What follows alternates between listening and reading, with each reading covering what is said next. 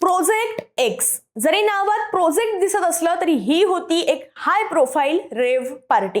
आळंदी मरकळ रोडवरील तुळापूर परिसरात शनिवारी म्हणजेच 6 जूनच्या रात्री एका आलिशान रिसॉर्टवर सुरू असलेल्या या रेव्ह पार्टीवर पोलिसांनी मध्यरात्री छापा टाकला आणि जे काही समोर आलं ते अक्षरशः शॉकिंग होतं। पण ही प्रोजेक्ट एक्स पार्टी संपूर्ण प्रकरण काय आहे, तिथे काय चाललं होतं आणि कुणाकुणावर कारवाई झाली आहे, सगळं सांगते। व्हिडिओ शेवटपर्यंत पहा।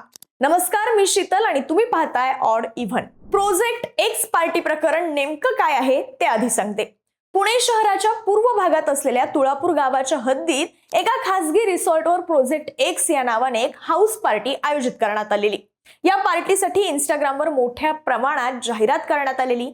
विशेष म्हणजे पोलिसांना समजू नये म्हणून पार्टीचं लोकेशन शेवटपर्यंत गुप्त ठेवण्यात आलेलं आणि पार्टी सुरू होण्याच्या केवळ 5 तास आधी सहभागींच्या मोबाईलवर हे लोकेशन पाठवण्यात आलेलं। यानंतर अप्पर पोलीस आयुक्त तेजस्विनी सातपुते यांच्या मार्गदर्शनाखाली गुन्हे शाखेच्या 15 अधिकारी आणि 65 हवालदारांच्या पथकाने म्हणजेच सुमारे 80 जणांच्या फौज फाट्याने 7 जून रोजी मध्यरात्री 2:30 वाजता या रिसॉर्टला वेढा घालून धाड टाकली। पोलिसांनी धाड टाकली तेव्हा तिथे मोठ्या आवाजात संगीत सुरू होतं, म्युझिक सुरू होती आणि अनेक तरुण तरुणी मद्यधुंद अवस्थेत बेभान होऊन नाचत होते। आता या प्रोजेक्ट एक्स नावाच्या पार्टीत कोण कोण सहभागी होतं, तर या कारवाईत पोलिसांनी एकूण 156 जणांना ताब्यात घेतलंय, ज्यामध्ये 107 तरुण आणि 49 तरुणींचा समावेश होता।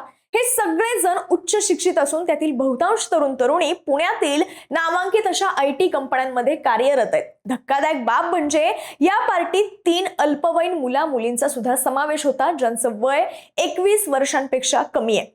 या हाय प्रोफाईल रेव्ह पार्टीतून काय काय जप्त करण्यात आलंय त्यावर सुद्धा एक नजर टाकूयात। या छाप्यात पोलिसांनी एकूण तब्बल 85 लाख रुपयांचा मुद्देमाल जप्त केलाय, ज्यामध्ये 9,22,000 रुपये किमतीचा बेकायदेशीर विदेशी दारू साठा, 3 ग्रॅम गांजा, 10 प्रतिबंधित हुक्का फ्लेवर्स आणि 3 हुक्का पॉट्स, तसंच साऊंड सिस्टीम, लाईट्स आणि महागड्या गाड्यांचा सुद्धा यात समावेश आहे। या सगळ्या प्रकरणी कारवाई काय झाली आहे, तर पार्टीच्या मुख्य आयोजकांपैकी यश चौधरी आणि आयमान शेख या दोघांना पोलिसांनी ताब्यात घेतलंय। राज्य उत्पादन शुल्क विभागाकडून या पार्टीसाठी रात्री 11:30 पर्यंतची परवानगी ही देण्यात आली होती, मात्र त्याचं उल्लंघन करून पहाटेपर्यंत पार्टी सुरू ठेवली गेली। या प्रकरणी 78 जणांवर गुन्हे दाखल करण्यात आले, ज्यात आयोजक, बाउन्सर, साऊंड ऑपरेटर तसंच मद्य अंमली पदार्थांचे सेवन करणाऱ्या 22 जणांचा समावेश आहे। इतर संशयित असणाऱ्या 23 ते 29 जणांचे रक्ताचे नमुने हे तपासणीसाठी आता पाठवण्यात आलेत। या प्रकरणावर राजकीय वर्तुळातून सुद्धा आता तीव्र प्रतिक्रिया उमटल्यात। ठाकरे गटाच्या नेत्या सुषमा अंधारे यांनी पोलिसांच्या तपासावर प्रश्नचिन्ह उपस्थित केलंय। त्यांनी काय म्हटलंय तेही पाहूयात। पुण्याच्या तुळापूर जवळ एका पार्टीमध्ये 156 लोक सापडले, पण 156 लोकांपैकी फक्त 78 लोकांवर गुन्हे दाखल झाले, तर त्यापैकी फक्त 29 लोकांची टेस्ट केली गेली। आता प्रश्न असा उरतोय की जर 156 लोक होते तर 156 वर गुन्हे का बरं दाखल झाले नाही? गुन्हे फक्त आणि फक्त 78 लोकांवरच का? आणि 78 लोकांवर गुन्हे दाखल करूनही त्यातल्या फक्त 29 लोकांची टेस्ट का होते? असं तर नाही ना की 156 मधली जी इतर मुलं आहेत ती आमदार खासदारांची, कुठल्या बड्या राजकीय नेत्यांची, उद्योगपतींची किंवा IT क्षेत्रातली अशी लोक की ज्यांचा काही कोटीच्या घरात पगार आहे आणि जे जिथल्या तिथे प्रकरण मॅनेज करू शकतात, अशी तर मुलं नाहीत ना।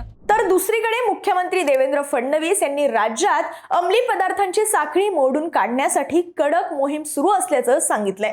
खरं तर कल्याणी नगरच्या घटनेनंतर पुण्यातील पब आणि पार्ट्यांवर कडक निर्बंध असताना सुद्धा शहराच्या वेशीवर दुर्गम भागात अशा रेव्ह पार्ट्यांचं आयोजन होणं हा खरंच चिंतेचा विषय बनलाय। आता या सगळ्या प्रकरणानंतर पोलीस हे अंमली पदार्थांची पुरवठा साखळी शोधतात। बाकी या सगळ्या प्रकरणाबद्दल तुम्हाला काय वाटतं, कमेंट बॉक्समध्ये व्यक्त व्हा आणि ऑड इव्हनला सबस्क्राईब करायला विसरू नका।